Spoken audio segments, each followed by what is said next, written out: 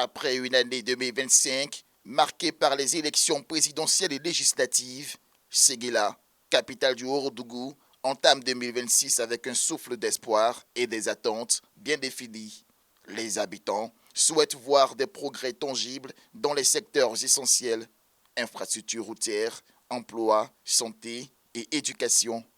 Si la région a bénéficié de nombreux projets ces dernières années, la population estime que des défis majeurs restent à relever pour répondre pleinement à ses besoins. Au chef de l'État, nous voulons d'abord dire merci de ceux qui ont été promis au Ourodougou. Et depuis 2020, on attend.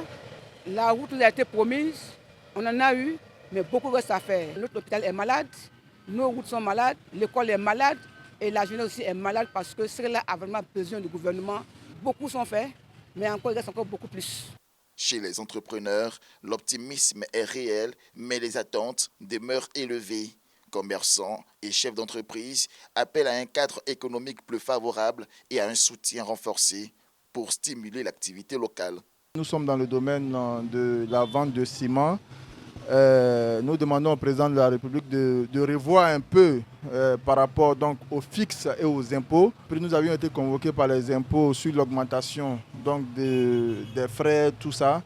Ce que nous demandons au président, c'est de revoir notre cas un peu et de faire en sorte que les commerçants puissent être à l'aise dans leur domaine. Nous avons constaté donc, beaucoup de choses en termes de développement, d'infrastructures et nous attendons beaucoup pour l'année 2026.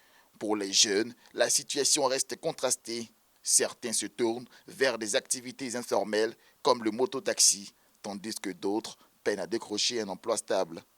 La majorité des jeunes de Séguéla sont au chômage. Il est difficile de le dire, mais il faut dire la vérité. Le conseil régional est là, la mairie est là, mais on fait le constat que la majorité de la jeunesse du Ourodougou aujourd'hui est au chômage. Et le président doit revoir cela. Je vis à Séguéla ici, nos jeunes là, on a besoin de travail, il n'y a pas de travail. C'est vrai, tu n'as rien le pays. En tout cas, Séguéla ici, c'est joli, c'est plus comme avant maintenant.